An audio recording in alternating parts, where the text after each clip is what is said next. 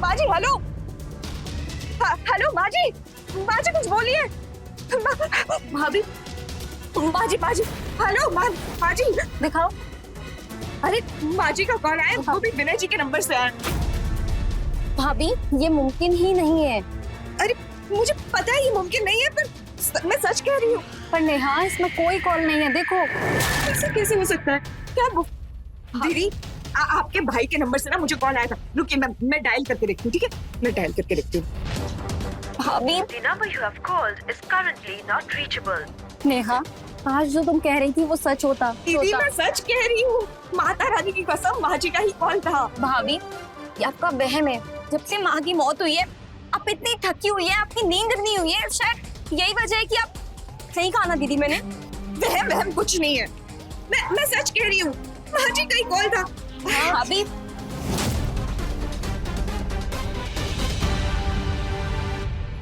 नेहा की हालत दिन पर दिन खराब होती जा रही, शायद 3-4 दिन से सोई नहीं है इसलिए।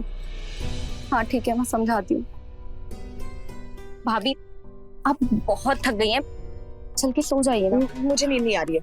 लेकिन भाभी नेहा बात को समझो, थोड़ा आराम कर लोगी तो तबीयत ठीक हो जाएगी। मैंने कहा ना मुझे नींद नहीं आ रही है, आप लोग सो जाइए। सो जाइए।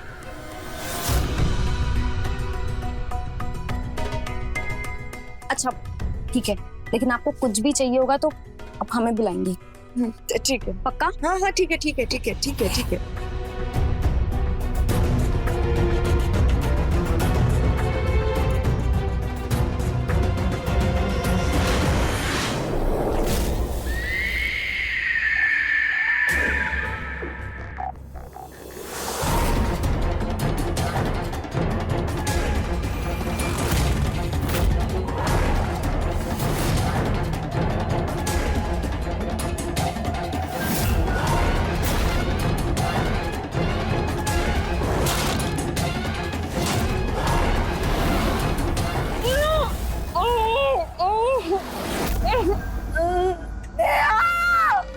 बाजी, बाजी मेरा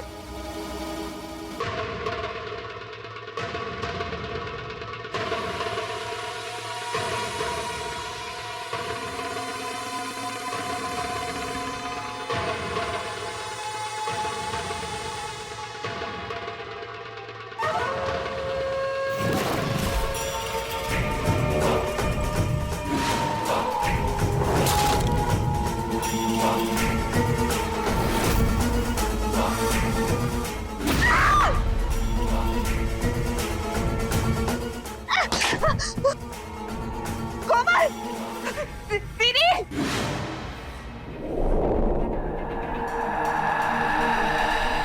कोमल, दीदी क्या हुआ नेहा? भाभी क्या हुआ? जरूर तुम कोई बुरा सपना देखा तुमने?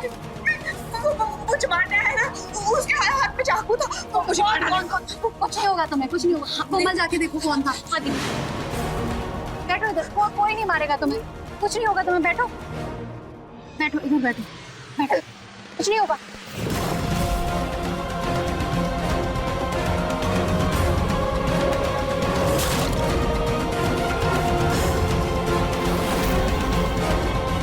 भाभी वहाँ तो कोई भी नहीं है।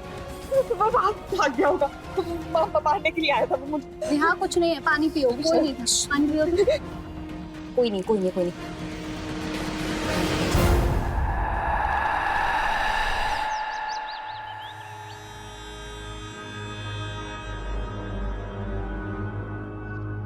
भाभी भाभी ये चाय पी लीजिए। लगता है माजी आ गई है। माजी, भाभी माजी, माजी, भाभी माजी, माजी, माजी, माजी कहाँ है? हाँ, माजी, माजी, माजी। क्या हुआ नेहा? पता नहीं क्या हो गया है बेचारी को, जब से माँ गई है एकदम पागलों जैसी हरकत करने लगी है। माजी, एक ही बात के पीछे लग गई है कि माँ जी जिंदा है, उनकी जान खतरे में है, तो बोल बोल के थक गई। आप लोग समझा के देखिए, शायद आप लोग की बात मान जाए। सही कहा ना मैंने। रुको मैं देखता हूँ। नेहा, ये क्या हालत बना रखी है तुमने अपनी? तबीयत ठीक नहीं लग रही तुम्हारी। चलो मेरे साथ डॉक्टर के पास चलो। मुझे माँ जी को ढूंढना है, वो मुझे पुकार रही थी। आप सब उन्हें ढूंढ क्यों नहीं रहे हो? भाभी माँ जी मर चुकी हैं, वो जिंदा नहीं है अब। नहीं, वो जिंदा है। उन्होंने मुझे ना फोन किया था, वो मुसीबत में है, वो मुझे पुकार रही थी। मैं माँ जी को ढूंढने के लिए जा रही हूँ, तुम लोग मत ढूंढो, मैं जा रही हूँ। भाभी माँ जी।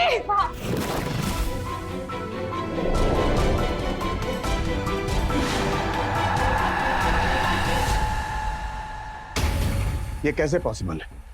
एक मरा हुआ इंसान कॉल कैसे कर सकता है? आपने ही तो सावित्री जी की बॉडी की शिनाख्त की थी ना? सर मैंने ही शिनाख्त की थी, पर मैंने उनका पर्स, उनकी साड़ी, उनका कड़ा देख के उनको पहचाना था। उनका चेहरा तो दिख ही नहीं रहा था ना। क्या पता वो लाश किसी और की हो और माँ जी जिंदा हो। आप प्लीज मुझ पर भरोसा कीजिए और माँ जी को ढूंढिए, भगवान के लिए प्लीज। अच्छा देखिए, आप शांत हो जाइए, रोइए मत। ये बताइए कि वो विनय का फोन कहाँ है जिससे उसने कॉल किया था? वो तो आप लोगों के पास था ना? सर, पोस्टमार्टम के बाद बॉडी के साथ साथ सारी चीजें सावित्री को सुपुर्द कर दी थी, मोबाइल फोन भी। तो इसका मतलब वो फोन घर पे ही होना चाहिए। देखिए जरा। ठीक है सर। आप जरा बाहर इंतजार कीजिए। नेहा,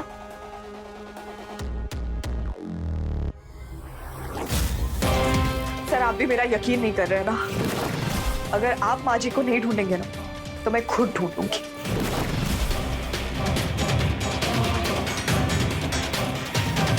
सॉरी सर, माफ कर दीजिए।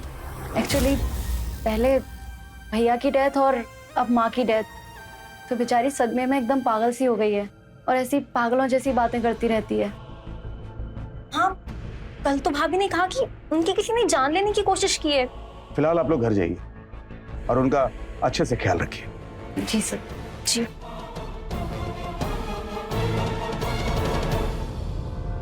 सर, मुझे लग रहा है नेहा अपना मानसिक संतुलन खो रही है। उसकी बातों से तो यही लग रहा है। खैर, मुझे सावित्री और विनय की पोस्टमार्टम रिपोर्ट चाहिए, लेकर आओ। यस। भाभी, ये बिल्कुल भी ठीक नहीं है। आप खुद को देखिए, अपनी हालत देखिए, जिद मत कीजिए। सही कहा ना मैंने? हाँ भाभी, अब जो इंसान जिंदा ही नहीं है उसे कैसे ढूंढ सकते हैं आप? प्लीज बात को समझिए, शांत हो जाइए। नेहा, ये सब तुम्हारे दिमाग का वहम है।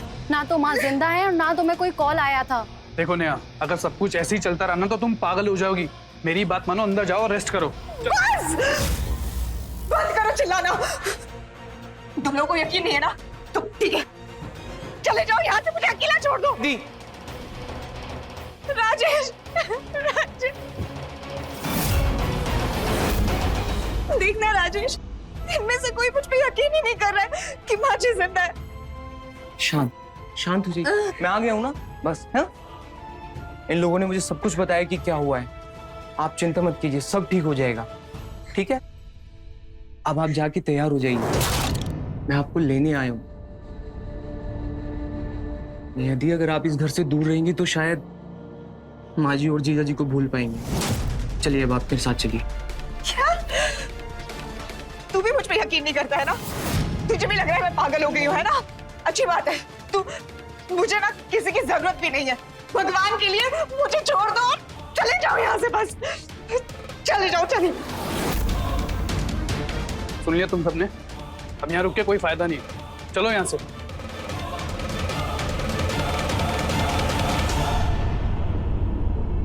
कैसी औलाद है ये?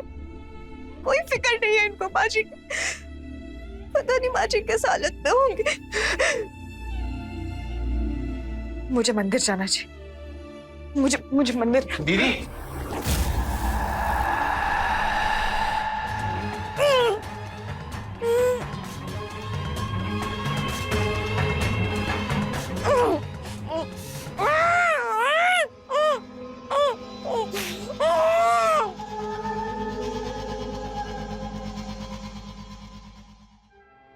सर, विनय की पोस्टमार्टम रिपोर्ट।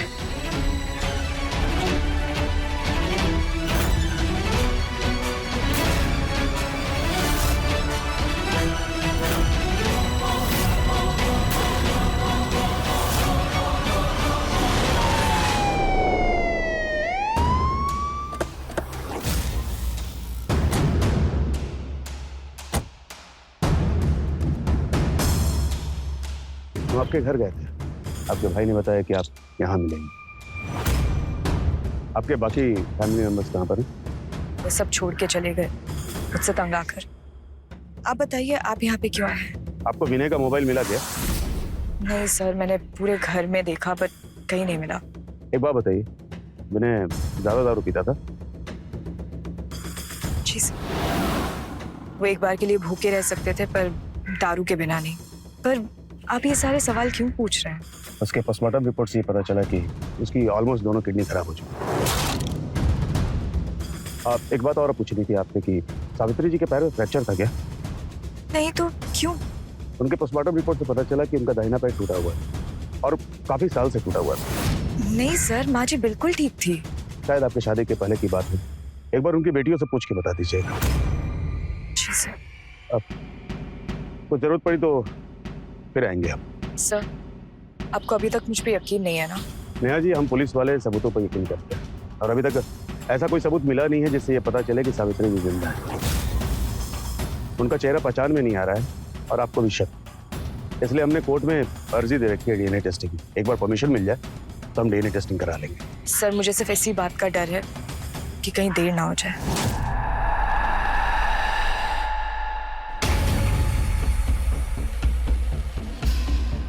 इनके कॉल डिटेल्स लो। जी सर।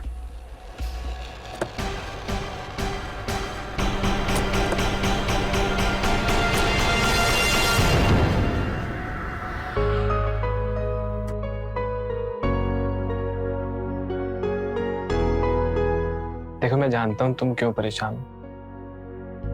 नेहा बाबा के बारे में सोच रही हो ना। कोमल, मुझे ना तुम उदास बिल्कुल अच्छी नहीं लगती। अच्छा चलो, तुम्हारा मूड ठीक करते हैं।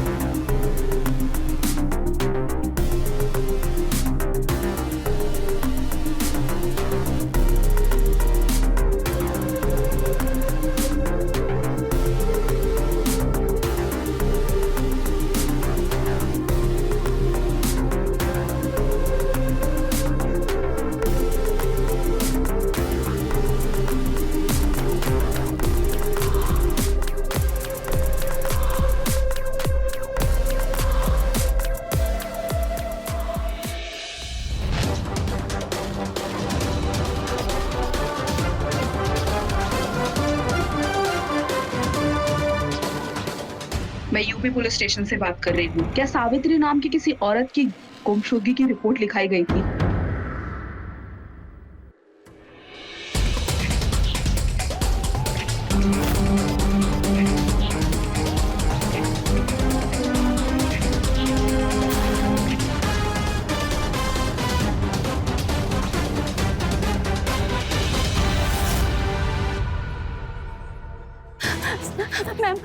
मैम मुझे बचा लीजिए, वो मुझे मार डालेगा। वो लोग मुझे मार डालेंगे। मैम हुआ क्या है? आप शांत हो जाइए, यहाँ आपको कोई खतरा नहीं। ये चोट, सिंह, इन्हें तुरंत डॉक्टर के पास लेके जाइए। जी सर, आप चलिए मेरे साथ डॉक्टर। नहीं मैम, सर मुझे डॉक्टर के पास नहीं, पहले आप मेरी रिपोर्ट लिख लीजिए।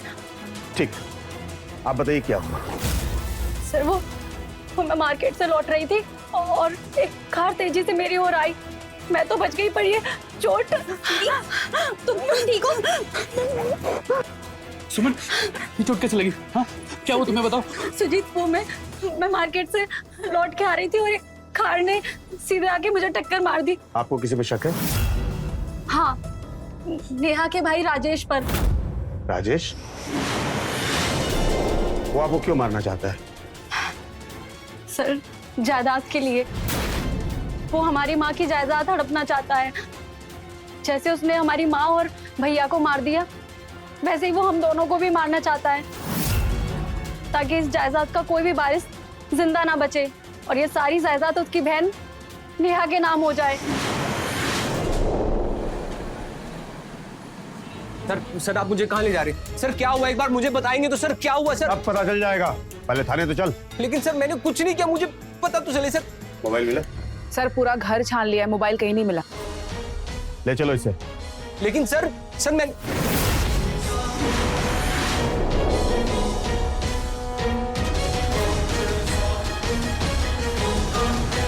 ये विनय का मोबाइल है ना? हाँ सर, ये उसी का मोबाइल है। सर मैं सच बोल रहा हूँ, मुझे नहीं मालूम सर। ले चलो इसे।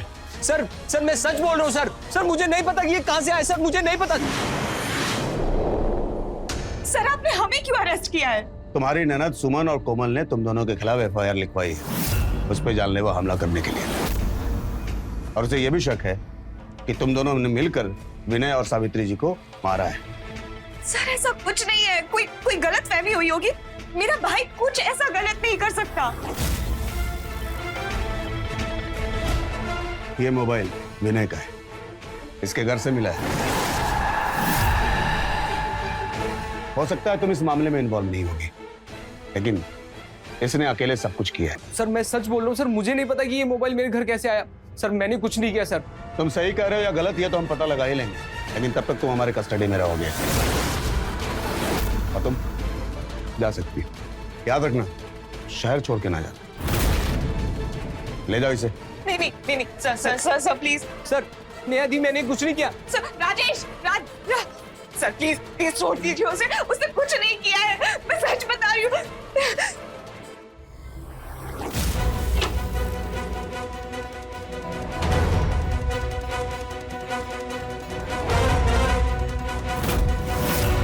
ये क्या मजाक है दीदी?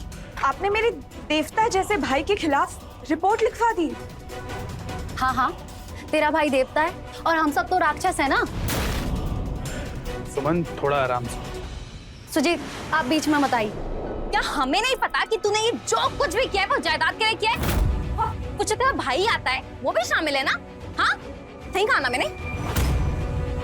नहीं ऐसा कुछ नहीं है। ऐसा नहीं है तो तू यहाँ क्यों पड़ी है? क्या बचा है तेरा? इसका मतलब साफ है कि इसकी नीयत में खोट है। मुझे तो अब यकीन हो गया है कि माँ और भाई की जान तूने ही ली है। तुम लोगों को ऐसा लगता है ना कि ये सब मैंने किया है जायदाद के लिए? तो ठीक है, ये रही सेफ की चाबी, तुम लोग अपने पास रखो, ठीक है? मेरा इससे कोई लेना देना नहीं है, पर भगवान के लिए पाजी को ढूंढने में मेरी मदद करो प्लीज। ऐसा है ना, तो हम भी देखते हैं कितनी दूध की धुली है। आओ चलो मेरे साथ, मैं भी देखती हूँ। दीदी चल दीदी छोड़िए मुझे।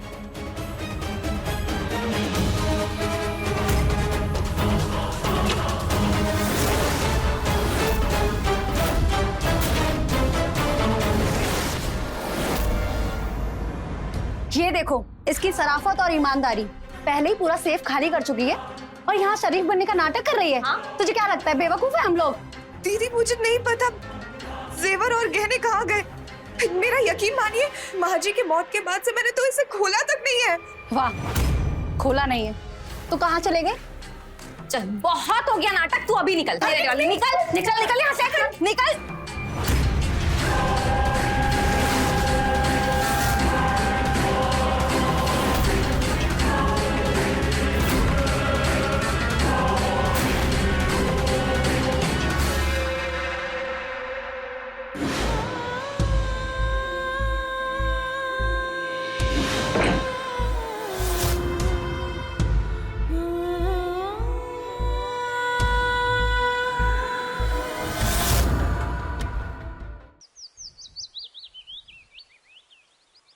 वाह माता जी वाह।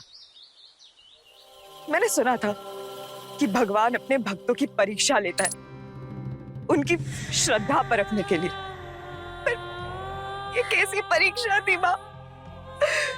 आपने तो मुझसे मेरा सब कुछ छीन लिया।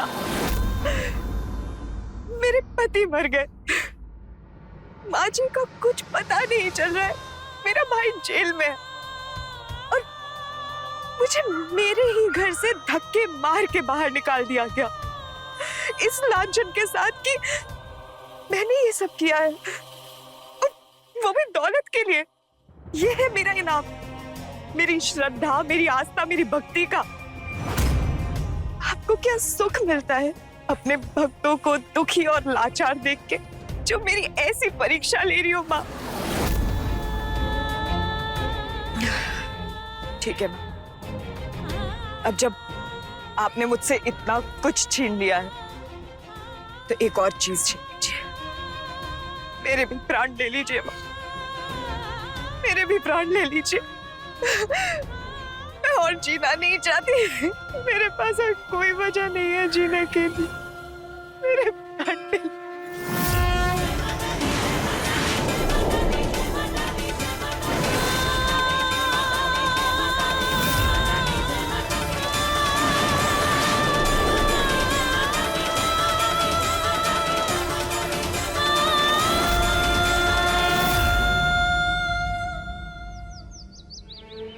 आपका बहुत बहुत धन्यवाद जो आप रात को यहाँ रुकी।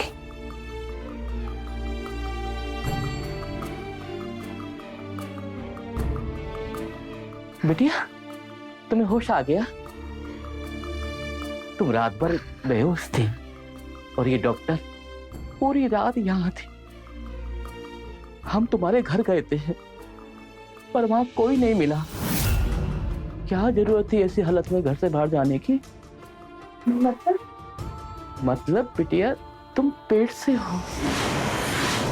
वैसे हमें विनय और सावित्री जी का बहुत दुख है, लेकिन बिटिया कहते हैं ना, ऊपर वाला कुछ लेता है तो कुछ देता भी है। जरूर तुम्हारी भक्ति का ही फल माता रानी ने तुम्हें दिया है। अरे बिटिया क्या हुआ?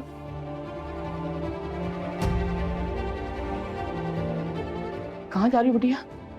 अरे बिटिया रुको, बिटिया।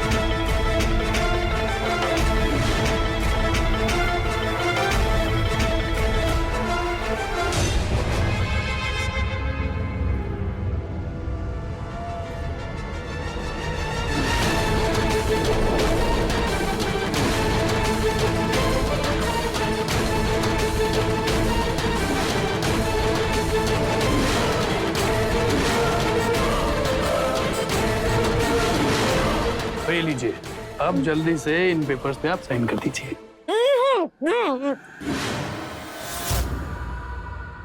माँ जी,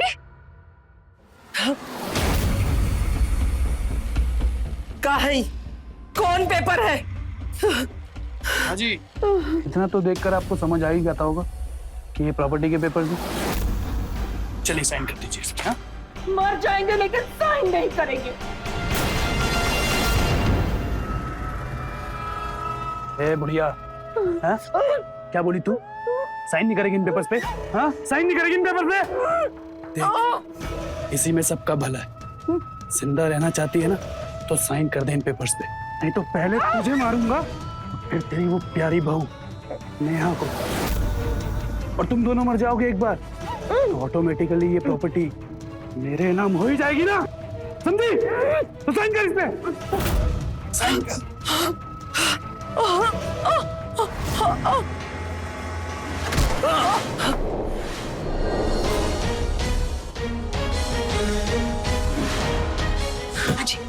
माँ जी अब ठीक है?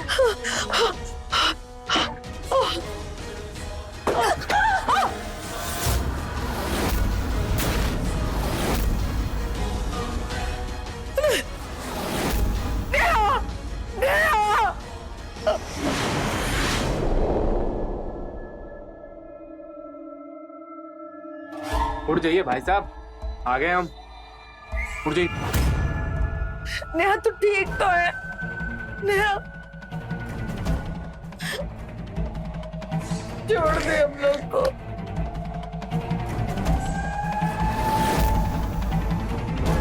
ये बहुत अच्छा काम किया तूने अनु।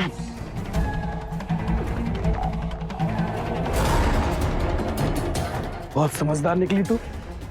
आखिरकार इस बुढ़िया को ढूंढ लिया ना तूने। हाँ पता है भाई साहब, नेहा प्रेग्नेंट है।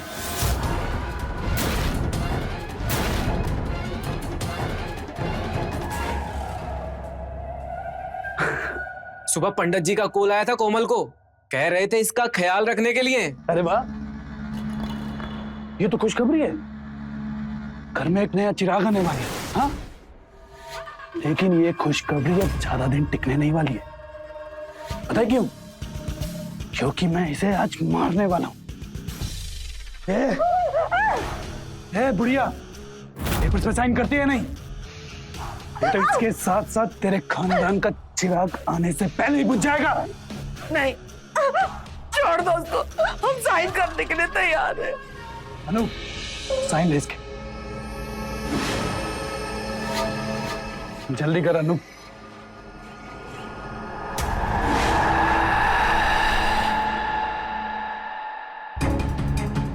सर, ये रहे विनय और उसकी फैमिली के call record sir. Sir Neha उस दिन सच बोल रही थी, उसे विनय के नंबर से फोन आया था। और हाँ सर, विनय के मरने के बाद उसके नंबर से 3 नंबर पे फोन किया गया था। एक खुद उसके दूसरे नंबर पर, दूसरा नेहा के नंबर पर और तीसरा सर बंटी के नंबर पर। बंटी? तो बंटी कौन है? सर एक फ्रॉड है, हेरा फेरी के केस में कई बार अंदर जा चुका है। उठा के लाओ उसे। Yes sir. Singh ji sir. 1 minute.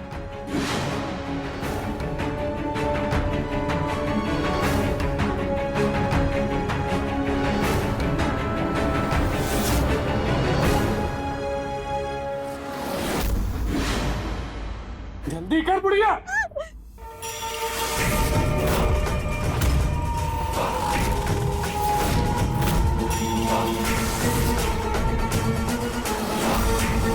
हो गए भाई साहब साइन, अब ये सारी जायदाद हमारी हो गई। अरे वाह, ये तो बहुत अच्छा हुआ। अब एक काम कर अनु, आग लगा दे पूरे घर को। नहीं नहीं ऐसा मत करो, मत करो, ऐसा मत करो। हमें जान दे लो, लेकिन अपनी बच्ची को कुछ मत करो।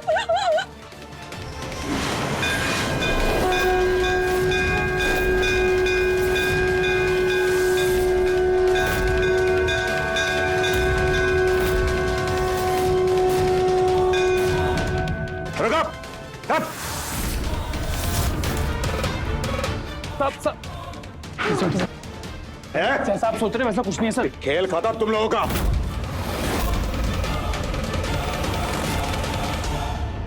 अब अगर अपनी हड्डियां नहीं तोड़वाना चाहते तो अपना जुर्म कबूल करो।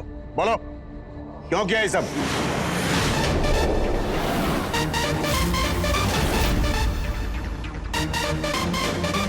जायदाद के लिए। और ये सब तब शुरू हुआ जब इस बुढ़िया ने हमें हमारे दहेज के पैसे देने के लिए मना कर दिया। इसने हमसे वादा किया था कि शादी के बाद हमारे बचे हुए 2-2 लाख रुपए दहेज के हमें दे दे, लेकिन नहीं दी। वो पैसे भी हम भूल गए।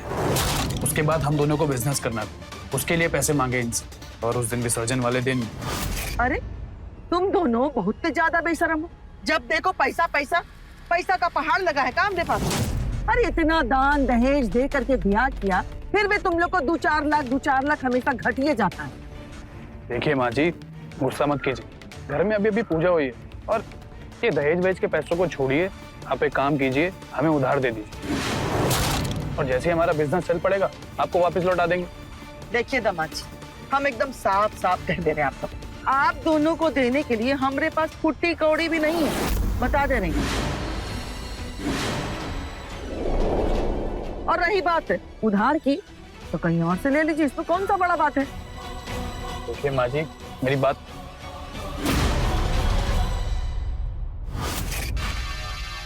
और उसी दिन हमें अच्छे से समझ आ गया कि ये बुढ़िया हमें 1 रुपया नहीं देने वाली।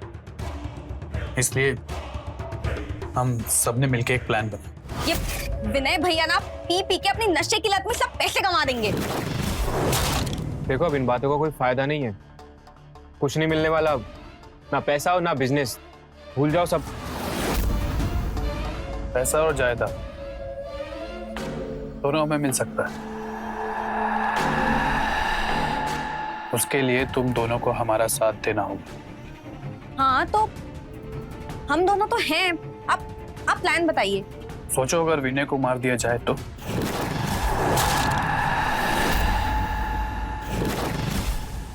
बचा कौन? माजी और नेहा।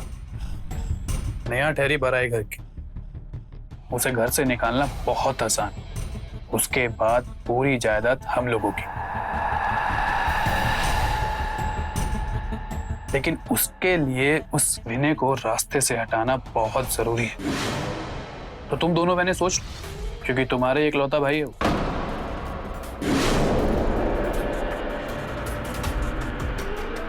हाँ तो ठीक है, उन्होंने भाई वाला तो कोई काम किया नहीं है अब तक, काहे का भाई? हाँ क्यों दीदी, ठीक कहा ना मैंने? हाँ, वैसे भी विनय का होना ना होना हमारे लिए बराबर है, तो हम तुम्हारे साथ हैं, करो जो करना है। और फिर हमने दिन में एक कार किराए पर ली और रात को हमने उससे विनय को मार दिया।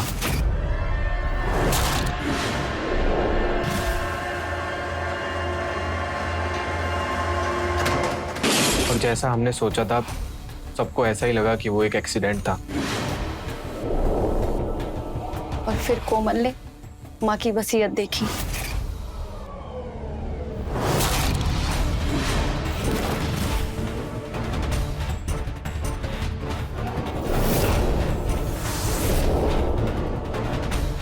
माँ, ये अलमीरा खुला नहीं है माँ। क्या हुआ, काहे चिल्ला रही थी? ये क्या है? हाँ दीदी ये देखो, माँ ने अपनी वसीयत नेहा भाभी के नाम लिख दी है। क्या? माँ क्या है ये सब? जायदाद का पेपर है।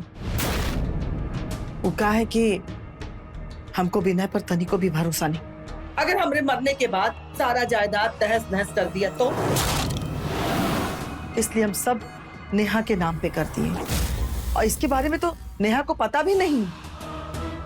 माँ वो सब तो ठीक है, पर क्या आपको नेहा पे इतना भरोसा है? और अच्छा चलो है भी, तो भैया मर चुके हैं, तो आपको ये बदल देना चाहिए। हाँ अगर नेहा यहाँ से चली गई, अपनी दूसरी शादी कर लेगी तो बदल देंगे। पर माँ अगर उसने दूसरी शादी नहीं की तो? नहीं की तो जायदाद पर केवल उसका ही हक रहेगा। वसीयत की वजह से हम लोग का बनाया हुआ प्लान फेल हो गया। माँ ने ये क्या किया? हाँ मतलब अब बेटियों से ज्यादा उनको अपनी वो बहू लाडली हो गई है। आप लोग बोलोगे कुछ? तो नेहा को मार देते हैं। क्या? हाँ नेहा को मार देते हैं। अरे उसे मारेंगे कैसे जब वो घर से बाहर ही नहीं निकलती? हाँ सही कह रहा है अनिल, अगर उसे घर पर मारा तो पुलिस इन्वेस्टिगेशन हो सकती है, लेकिन एक रास्ता है, क्यों ना हम उसकी मौत को एक्सीडेंट बना दें, जैसे हमने विनय के साथ किया।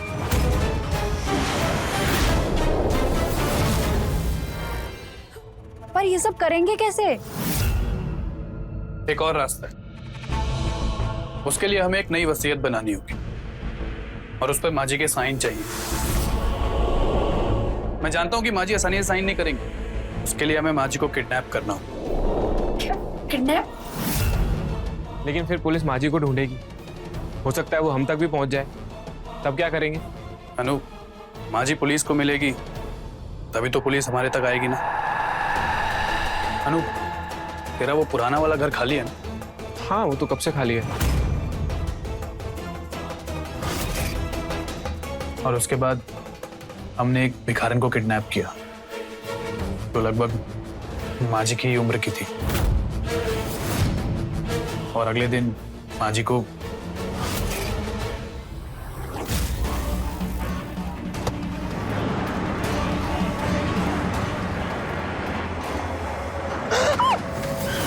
अरे दिखाई नहीं देता है क्या बदतमीज? अरे अरे माँ जी आप, हम तो डर ही गए। भाई साहब भी हैं। चलिए आपको घर छोड़ देते हैं। हाँ हाँ आइए आइए।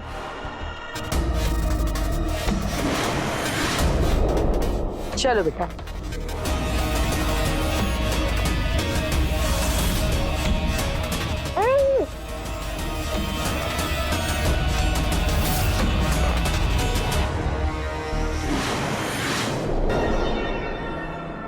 और फिर हमने माँ जी को बेहोश करके उनके कपड़े और गहने उस भिखारन को पहना दिए और रात को उसे सड़क पे लाके मार दिया और उसका सर कुचल दिया जिससे कोई उसे पहचान ना सके। उसके बाद मैंने सुमन को कहा वो जाए और माँ जी की सेफ से विनय का मोबाइल और प्रॉपर्टी के सारे पेपर लेकर आ जाए।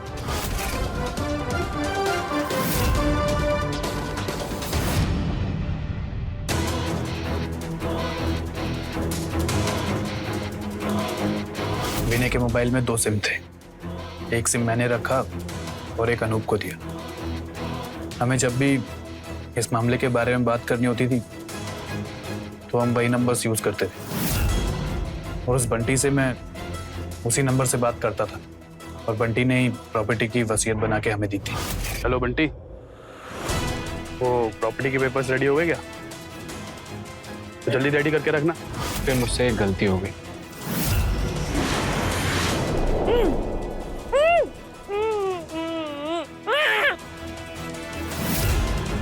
खाना खा लो माँ जी।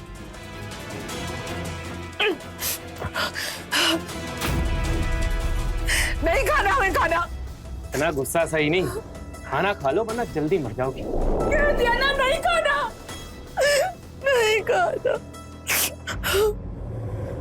खा लो खा लो। जब आस नहीं आई ना तुझे, सारा कपड़ा खराब कर दिया।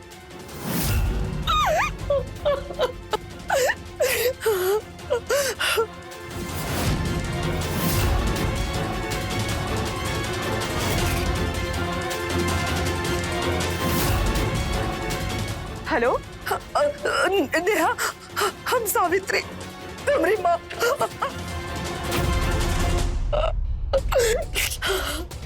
इतना सोचा था उससे ज्यादा सातिर निकली तू। हाँ 2 दिन खाना नहीं खाएगी ना तो सारी अकल ठिकाने आ जाएगी।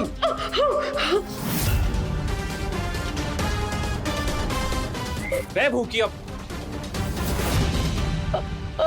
उसे एक फोन कॉल की वजह से नेहा को यकीन हो गया था कि माँ जी जिंदा है। वो अपनी जिद छोड़ दे और घर छोड़ के भाग जाए, इसलिए हमने उस दिन उसे डराया था।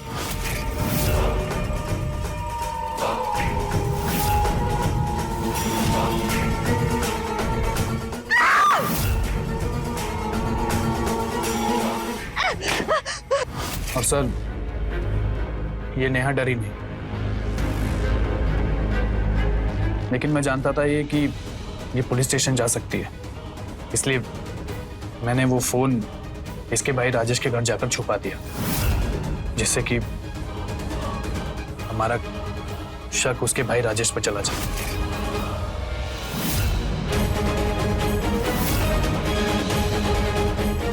और मैंने उस दिन सुमन को घायल करकर खुद आपके पास पुलिस स्टेशन आने को कहा था।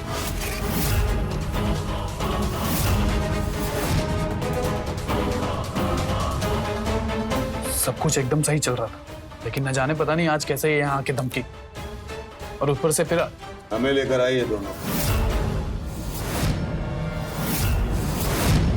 इन पे शक मुझे तब हुआ जब मैं विनय और नेहा की कॉल डिटेल चेक कर रहा था। उस डिटेल में हमें पता चला कि विनय के नंबर से नेहा को कॉल आया था।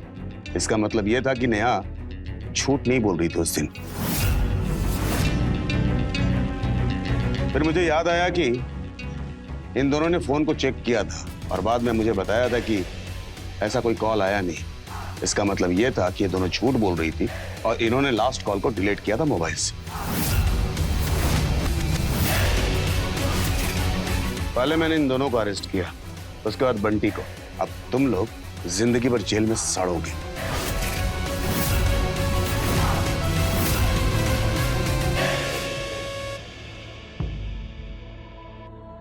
थू है तुम दोनों बेटियों पर।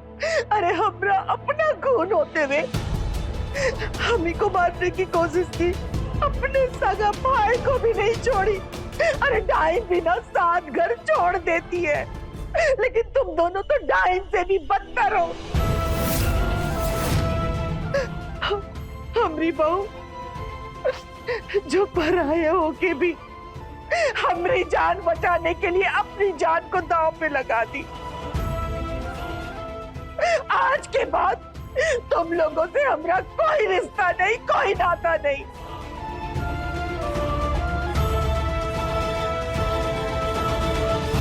साहब, इन लोगों को कड़ी से कड़ी सजा दीजिएगा, कड़ी से कड़ी सजा दीजिएगा।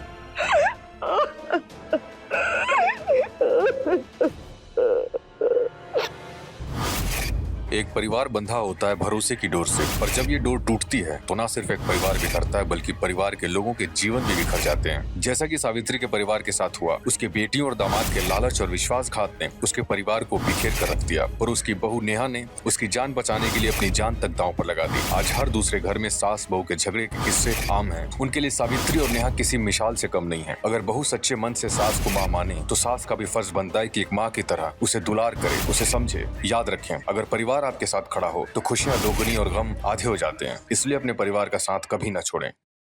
अब आपसे इजाजत लेता हूं। मिलते हैं क्राइम फाइल्स के अगले दिलचस्प और हैरत अंगेज कहानी के साथ। तो रहें खबरदार, बने होशियार, देखते रहें मेरे साथ क्राइम फाइल्स।